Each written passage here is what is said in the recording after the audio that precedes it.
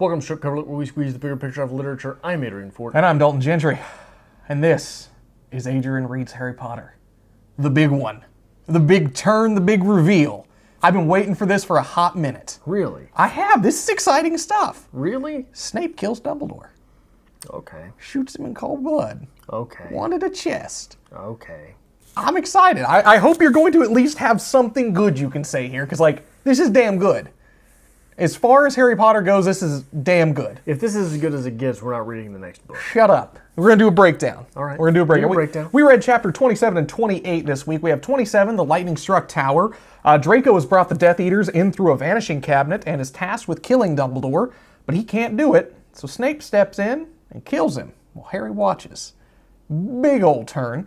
In chapter 28, Flight of the Prince, Snape and Draco escape, but not before we discover that Snape is the Half-Blood Prince, so you kind of called that one. Nothing too extraordinary there. Yeah. But Harry opens the locket that he and Dumbledore found in the cave, the Horcrux that he risked his life to get, and learns that the real Horcrux was already found. It was destroyed by somebody with the initials RAB. And everything was for nothing. Yeah. That seems like a very Adrian Fort twist. That's beautiful. Tell me something. Say thank you, J.K. Rowling. You did all right. First off, I don't think Snape killed Dumbledore. Okay. Especially because in this entire book, we were learning that you can cast a spell without speaking. Okay. So if you can cast a spell without speaking, obviously you can cast a spell that is counter to your speech. Okay.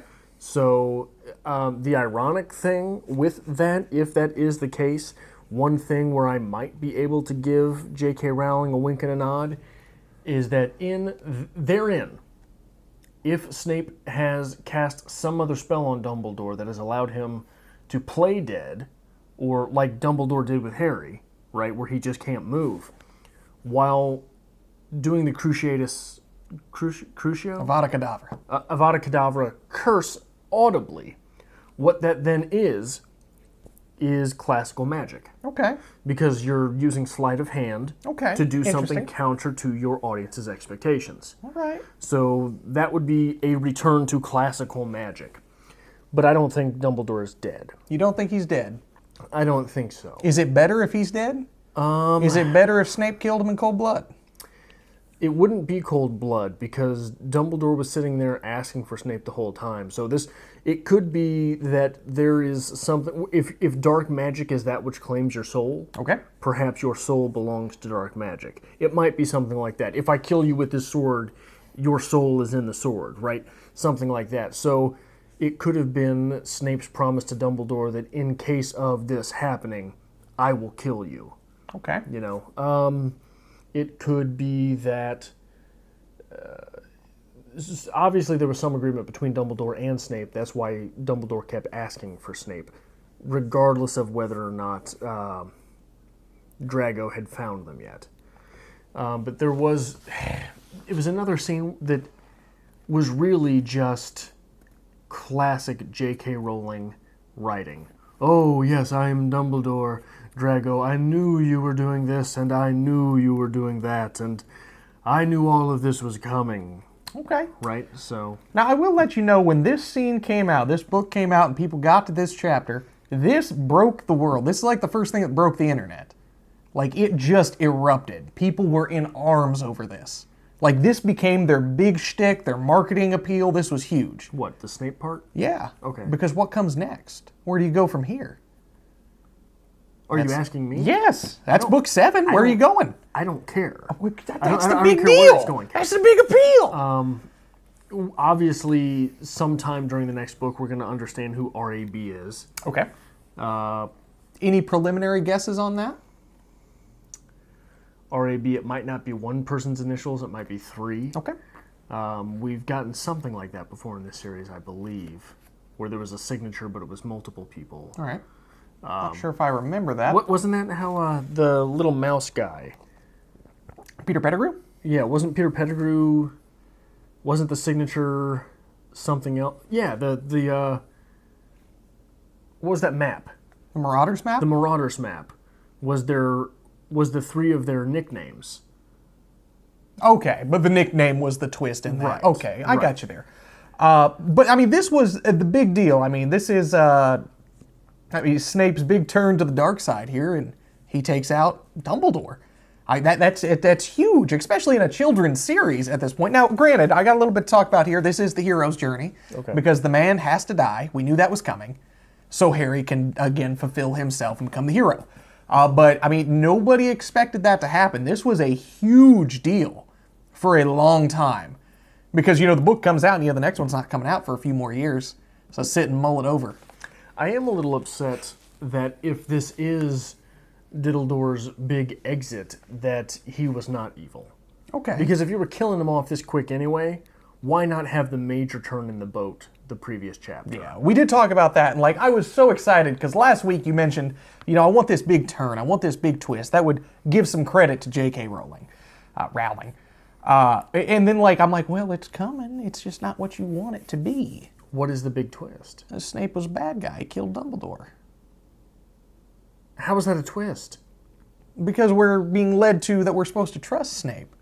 But we never do. Well, I thought it was good. And then on top of that, the Horcrux that, Dumbledore basically sacrificed himself to get was all for naught. I guarantee it was not for naught. It was all for naught. Okay. It was already destroyed. Already taken by RAB. RAB. I've got nothing. I really don't have anything. I don't know what... That's like running the 5K marathon and getting to the end and somebody, just takes you out because you're exhausted and turns out you've been on the wrong route the whole time. You didn't win anything. It's disappointing. It's wonderful, though. It is. Is it? It is. This was huge, man. Well, sell me this being huge. Okay, so you have a children's series here, and at this point, the children who started with Harry Potter have grown up with Harry Potter. They've fallen in love with these characters. I mean, these books are coming out every through the few course years. But by this time, it's like a decade, right? I would say close to, yes. This one, I was definitely still in high school when it came out, and I think I started reading them in middle school. So, I mean, you've invested 6-7 years into these characters. I mean, this is a huge story to you. And at that point, Dumbledore is the great one. He's the great all-powerful, the wisdom for Harry Potter, the one who's going to set things right, the only one that Voldemort fears. And here walks Snape and just takes him out, snuffs him out in an instant. And on top of that, you get the big reveal that he's the Half-Blood Prince. He's the one who's been guiding Harry through this year so he can get through the classes. Yeah, I'm surprised that Snape didn't call him out quicker for that, though. I think there was build-up there, especially with Sectum Sempra. Yeah. But maybe it just wasn't the proper time to reveal. Are we looking for dates now? Yeah. This was 2005. Yeah, I remember that. This is 97. Okay, so about a decade by about the time. a decade. Because the next book is a year later, 2 years later? I think it was 2 years later. So that would be 2007, 97 to 2007. Yeah. So a decade. A decade's worth. But I mean, even a children's series, you very rarely get death in the form of murder.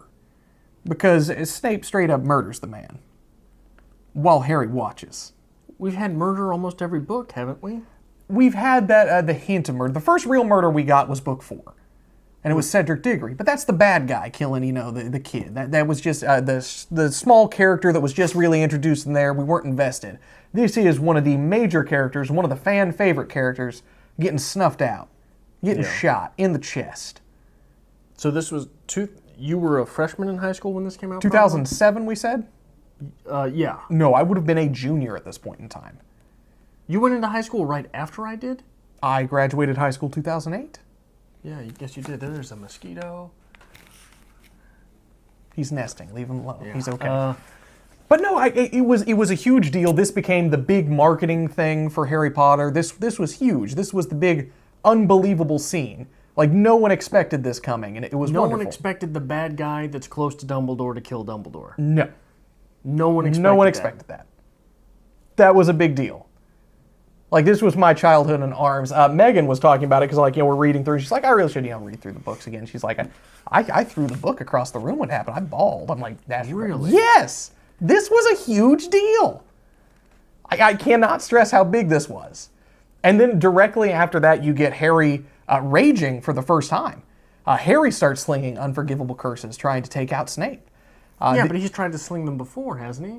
Oh, this is the first time, he completely loses it. This is full rage, he's going to do anything. You killed my friend, I'm going to kill you. Yeah. He goes after Snape, and he chases him down. We get the reveal that Snape's the prince, and Snape gets away.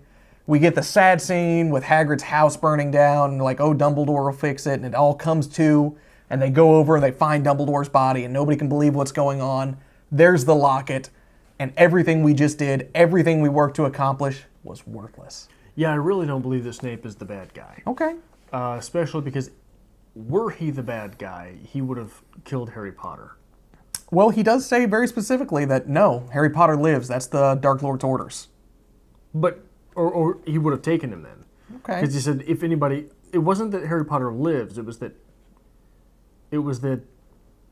Voldemort gets to kill Harry Potter, right? I believe that's if what he's anybody's going to kill him, it's going to be Voldemort. Okay. So he would have taken him with him. Especially since he's the one that invented that curse that hangs you by your feet. Right? I mean, at that point in time, he's fleeing the castle. He's fleeing the castle, but he's running towards a portal. What was it? They're basically just running outside the grounds so they can get out yeah. there. So you can take that kid with you. I don't know. I know. I think at that point you're getting out of there. It's a get the hell out of Dodge. No one knows he killed Dumbledore. Well, yeah, but now people are going to discover it. People know what's going on. They're going to find the body. Yeah, but they're going to see the Dark Mark. I mean, this has already started the big war. Yeah. The Order of the Phoenix is there. I mean, they're going to put 2 and 2 together. And now that we have a witness, it's a big deal, man. It was a sad thing. This was a huge impact on a lot of people's childhood, a lot of people's readerhood. Did you cry? No. Don't lie to me, Dalton. No, Did you I cry? didn't. Not this time. The first time. Oh no, I cried this time. I did this time. A ball. No, I don't. I remember reading it and being like a moment of shock where I'm like, oh shit, he did what? I wonder. So my expectations for literature may have just been, not tempered, but not fueled, maybe crafted by the fact that I was a comic book reader growing up. Okay. So the very first big turn for me was Magneto ripping out Wolverine's adamantium skeleton. Did you know that? Yes. So that was the big first turn for me. So I guess I can sort of sympathize, but not really empathize from that So we're going to just jump off here because now we got to talk Harry Potter. So when the next book came out, the 7th book, was Young Man. I may have been a freshman in college. I may have been like on my summer before college. But I was going out with some friends. We were going camping and we got rained out. So we rented a hotel room and naturally hotel party ensued. I locked myself in the fucking bathroom and filled the bathtub with pillows and read the whole motherfucker that night. By pillows, do you mean bubble bath? Yes. Yes, I do. Like, I was that excited at that point. After this had happened, that next book coming out, like, I had to know where they were going next. You mean when I met you, you may have been fresh off the heels of this thing? Possibly. Very possibly. Because it would have been about 2008, 2009. And at that point, you were a man. I became a man. I became a man through Harry Potter. You became a man shortly before meeting me. All downhill from there. Yeah. But I do think it's a good scene. I really do. I think it's wonderful. We get the dark mark over the castle, the Hogwarts castle. That's wonderful. The Death Eaters get in for the first time ever. The man who could protect them all is killed. This really sets the pace for a very different novel. If Snape really is the bad guy, it's going to take my enjoyment of Snape to the next level. Yeah. Because basically, what he did there was he pulled an Adrian. He comes in, shit's not done, and he goes, God damn it! Boom! Thought I told you better, Draco. Now, how are you feeling about Draco Malfoy at this point? Because Draco was the one tasked with killing Dumbledore. I mean, to get into Voldemort's graces, I want you to kill Dumbledore for me. And the boy couldn't do it. He couldn't pull the trigger. It really sort of makes me respect Voldemort less. Okay. That was the one you had in your back pocket. You were the Dark Lord. You were the scariest guy that ever lived. Send a child. The one you had in your back pocket was a 15-year-old. Okay. All right. That was by the grace of Diddledore still in school in the first place. Okay. Okay. Now let's say people like Adrian's predictions for Harry Potter. At this point, our headmaster is dead. Yeah. At this point, the castle is no longer safe. The one man who could protect it is gone, and the Death Eaters have gotten in. Murder has happened at school. Our Defense Against the Dark Arts teacher, obviously is not coming back because he just murdered a man. Where are we going next year? I imagine McGonagall's taking Diddledore's spot. If this is the... Is this book the last we see of Snape? No. No? So, Voldemort does not punish Snape for being the one that killed Dumbledore? No, I think Snape, again, did the Adrian thing. He did what needed to be done. You know, he can't pull the trigger. Well, this was our task. Yeah. We're getting out of here. Let's do it. Yeah. We're going to get a lot more Snape the next book. And like I've been saying all along, the next book is a very, very different read. This is where the series got dark. Which was just perfect, honestly, if you think about it. Because, like, you know, going through the teenage years, whatnot, granted, I would have been 16, 17 when I read this. Wearing full goth makeup. You get that angsty fucking teenage thing. That's where things get dark. Things go out of control. The adults can no longer protect you. You have to step up. You're becoming an adult. It was really well done by J.K. Rowling in that. Oh, was it? It was, damn it. It was. What part was well done? Everything. Okay, This fine. scene was wonderful. Which scene? These two chapters. We've got 2 chapters. These and you're 2 talking about chapters were a good. Scene. These 2 chapters were good. Don't talk over me. They were. Anyway, we are going to get a very different book next time around because things are going to be changing, and obviously this is culminating into the big war. The war is coming. They are a change. Times are changing, Adrian. They certainly are. Anything else you want to comment on here, real quick? This is another book, or another pair of chapters that makes me really, really question the fact that we don't have J.K. Rowling licensing off certain characters. Who that reads Harry Potter would not be interested in Dumbledore as a young man? Now, maybe I can answer this for you. I've never read any of the literature that goes with the Fantastic Beasts series. I'm not sure if there is anything specifically besides just tidbits here and there. However, they're making a movie trilogy that has the blessing of J.K. Rowling. And the second movie is getting slated to come out, and we get to meet young Dumbledore. Young Dumbledore taking on the arch bad wizard of the time. I believe the Fantastic Beasts and Where to Find Them book is simply like an encyclopedia. That's what I think it is. Because I used to make fun of my roommate for having it and reading it. Yeah. So I believe that's all that is. But tell me someone would not read a 3-volume series. They would. The biography of Dumbledore. They would. Who doesn't want to see From Whence Snape Came? This next film coming out, like I said, it is the culmination of young Dumbledore taking on the big bad guy of the time. Griswold, I think his name is? Grindelwald, which is Beowulf in Habit. But do you know who plays Grindelwald? I do not. Johnny Depp. Oh, okay. Johnny fucking Depp. I don't like Johnny Depp. You don't like Johnny Depp? Not a fan. I do not like Johnny Depp. Why don't you like Johnny Depp? Johnny Depp is a creep, man. Really? Yes. We'll get into this another day, but Johnny Depp's a creep. Anyway, I believe JK has licensed all of that. I would assume she has her hand in that, for sure. Oh yeah, she's definitely making money off of it, don't get me wrong. She also just published a new book under her pen name. It is a crime thriller. Oh, really? I figured we could move into the JK Rowling crime thrillers after this. Doesn't that sound nice? And we're not doing a casual vacancy. It's a crime thriller for adults, though, Adrian. I'm sure the writing is so much better. Dalton, stop. Okay, I'm done. No smiling for you. I just saying, just throwing it out there. Now, I'm just assuming here because I have no read one way or another. Assuming Drago's not killed. Okay. Who wouldn't want to read what happened to him? Okay. I'm assuming that Hermione, the Weasel brother, and Harold all survive. Okay. Who doesn't want to read where they went, what they started, what they did? Okay. Especially if you're on the whole women empowerment thing, right?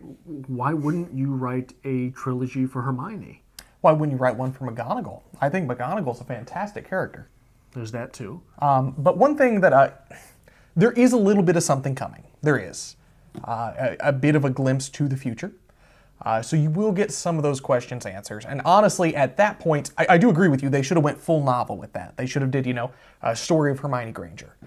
Instead, you just get a tidbit, and it just feels like straight up fan service. It's not well done. Oh, but we'll get there. We will definitely get there. But at this point, I don't know what else to tell you. Dumbledore's dead, and Snape killed him. That is what happened in this chapter. We're going to round out these next 2 chapters and finish this book. And that's how we're starting the next book. So we are starting at a very climactic moment. So the next chapter is titled the Phoenix Lament. So that's probably not anything important. Is that Okay. is that the last chapter? No, there's one more There's after one that. more. The White Tomb. So I'm assuming that is where Dumbledore gets buried. I'm not impressed. Okay. I was really hoping this week this might be the one thing that you could just sit back and be like, all right, it wasn't bad. It wasn't bad. It wasn't terrible. Okay. It wasn't... I'm not sure things are as unpredictable as you want them to be because they were unpredictable to you reading the series live as a child. And we have had that conversation before. It is very different for you. I mean, you have a master's in writing. That's right. And you are old as fuck. Yeah. So reading this is a very different experience than it was for 16-year-old Dalton. I am Dusty Door. Dusty Door. Yeah. Oh my God, that's amazing. And you were Dalty Door. Reading this, I was 16 and I was already heavily invested in this from my adolescence. So it was a very different read for me. Sure. But just that scene, man, where they're standing on top of the astronomy tower and Dumbledore's just weakened to the weakest he's ever been. Snape walks in and he has to look him in the still eye. Pulling his underwear up. You know, Yeah, he's just crawled out of bed. Has to look him in the eye. He says, "Severus, please," and pop, shoots him in the chest. See, I didn't read that as Severus, please don't. I read that as Severus, please do as we discussed. Okay, so a different reading on that. It's very interesting. Especially if it turns out to be that there was an agreement between the two. Like, one has to believe there was an agreement between the two. Okay. Because when has Diddledore been wrong? Okay.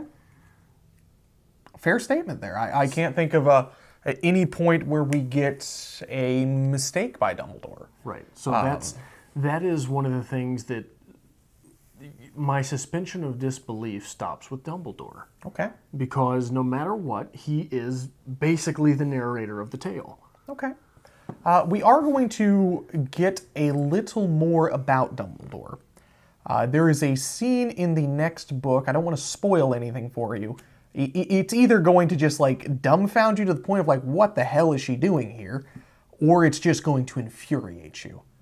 I would bet on the latter. I'm going to say the latter because I kind of know how this goes after doing it for so long. But I'm going to be very interested in your take on that. Honestly. Do we find out in the next book who RAB is? We do. And if memory serves me, not to spoil anything, but that character has been mentioned before. Is it going to piss me off?